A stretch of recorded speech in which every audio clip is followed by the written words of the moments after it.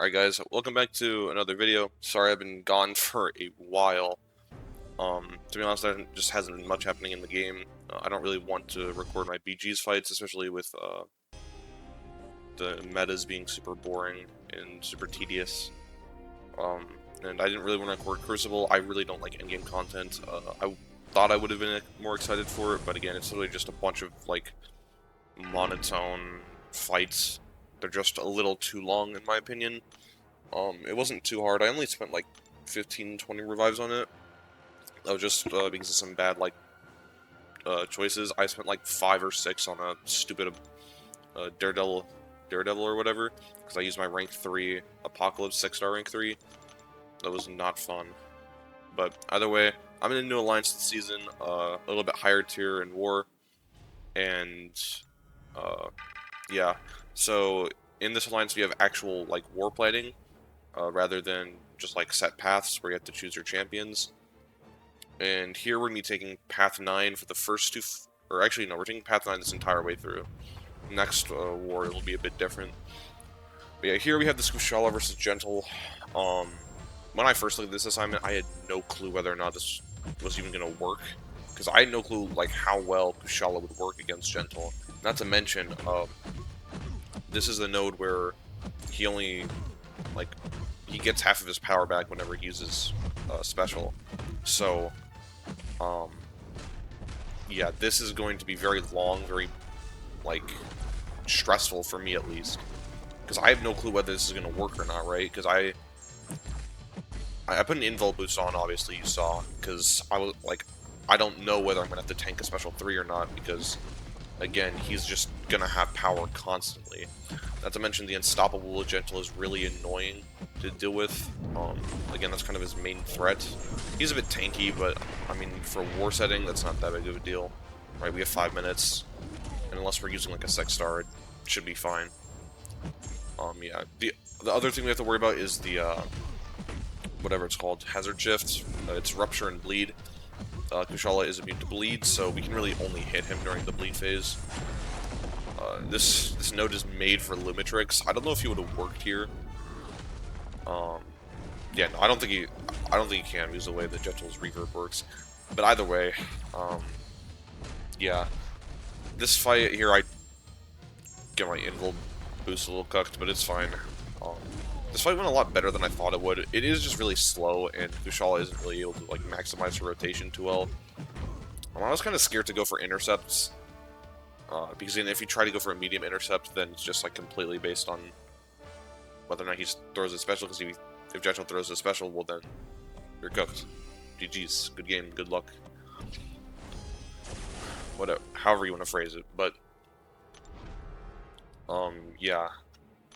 Here we have this Deathless Thanos versus Iron Man Infinity War. I don't remember exactly what this node is, but again, this isn't going to be too hard. We just have to watch out for one of the hazard shift nodes. You have the shock, we just have to slow play during the shock, otherwise it'll kill us. So, yeah, here we do take all the indestructible boosts down, but either way, I wasn't planning on using it for this fight.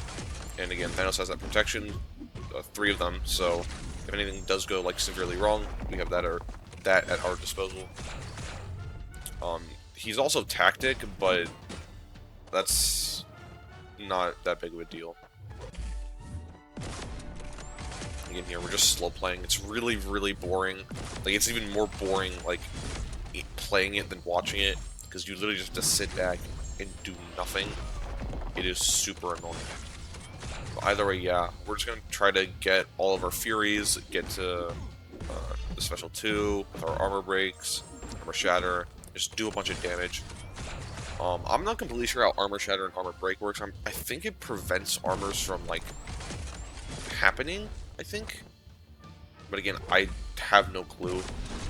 So, here, I was planning when he gets down to 10% health or whatever, however much it is when he gets all the armor ups, to just slow play, look for any like pulverizes or anything like that, and then just like wait it out, because you know those armors will eventually fall off. We have a ton of time at our disposal, so there's not really a loss at waiting. Again, unless like we need to win on fight time, which practically would never happen for any war, ever. And if it does, I mean, oh well, that's just unlucky, I guess. Yeah, here we're getting him down pretty well. Again, just to sit out the shock phase, just super, super annoying. But yeah, again, I'm not really worried. We had taken a bit of health this fight.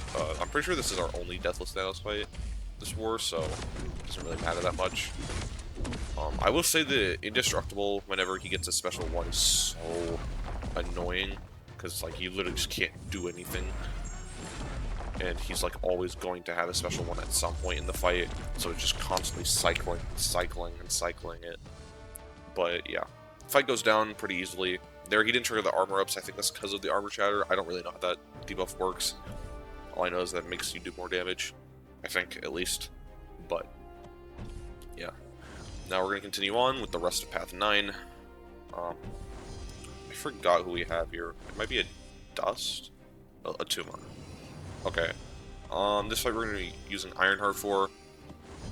Just stay in Incinerate mode and just kind of do a normal rotation. Here we do have to play around the poison though. Again, with basically all hazard shift fights, you just have to play around one, because an ideal counter would probably have one. You might get lucky and get both of the immunities, but that just doesn't always happen. And here we're just slow playing, dancing around the poison, just to wait until he goes into the cold snap phase, and then we can just hit him as much as we want. We also have to watch out, because if he does go over 10 charges, he's just going to cleanse all the incinerates, and it's not going to, like, I'm going to lose all my damage, essentially, so yeah, I just have to watch out for that. Again, it'll be fine. We just have to make sure that he goes below 10 charges by parrying or just hitting him, and then we'll be fine. We'll be able to get our damage back. Here, just trying to dodge out of the, where it's called, hazard shift is super, super annoying.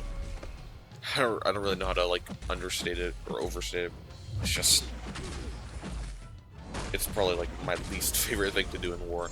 Just play around a certain, like, hazard shift phase. Right there, we get all 4 of the poisons on us, and look at, like, we're just ticking down. Like, 2% every second. Not my smartest decision, but, yeah. That's just what happens if you do it. Here I get another poison on me. What makes it even worse is, poison reduces your healing rate, so you're not even healing, like, any, like, percentage of that back. Thankfully, we are getting onto the latter half of the fight. Just need to, again, play out the poison phase. And he'll just keep taking down. Make sure he just doesn't throw another special, so that he can't build enough charges. And then, yeah, also, not to mention, Ironheart has a regeneration. She gets down to 15%, I think. So, if it did come down to that, we would be able to have, like, a second chance, as long as we don't, like, take a huge hit straight to the face. But, yeah. Fight goes down, solo, so I'll take that. Here, I think it's the first time ever that I've bought an energy boost. I just did not want to come back and put on some more boosts and do this fight later. So, yeah. Here we're using Kushala. Here, in our alliance, we do have to heal up a bit before going into the fight. I probably didn't need it for this fight, but better to safe than sorry. Again, Kushala just melts Deathless Thanos. I think this is like a 50-second fight, maybe a little more, but yeah, thankfully she's immune to both of the, what it's called, hazard shifts, so we can just play the fight normally. Unfortunately, we can't parry him, or parry stun him rather, because he does have one eye open. We can parry his specials like this to get our blue charges up, or blue spells up. And that's basically what I'm going to be doing the whole time. I'm going to get the blue spells up, then the yellow spells up, and then just spam intercept for the red ones. Get our special 2 up, start getting in some decent damage, and then we just have to get to our special 1 and basically lights out. Right? He's already down at 75%, and he's going to start melting once we throw our special 1. And here we just get all 3 of our spells up, so that we get the passive incinerates. And yeah, I mean, look at that. There's like a 11k tick on something dripping. 10k tick right there. I mean, he's just going to be melting here. We can throw another special 1, and that'll kind of do it. Right? We get a few more incinerates on him. The protection does save him a little bit, but I mean, it just doesn't do enough, right? Here, I mean, he's just dead. Just run back, make sure he's dead, and he goes down. Unfortunately, that's all we have for war fights today. We did win this war, though, thankfully, and yeah, this will probably be more typical for wars. I'm not gonna be doing too many 9-fight wars anymore, if any. Thankfully, that's better for me. I'm not gonna have to use any items. I'm likely only gonna have to use one set of boosts instead of two, and I won't have to use like any units on energy refills, or at least often. Next war I do take a boss island domino, but again, you'll just have to watch that video to see how that goes. But yeah, thank you guys for watching. I do want to be posting more content. It'll mostly be wars. I'm not completely sure where I want to, or what I want to do with other content. I might do BG content, but this meta sucks. It's so boring. I don't know what the next one is. I completely forgot, but we'll see how that goes. But anyways, thank you guys for watching. Catch you in the next video. Peace.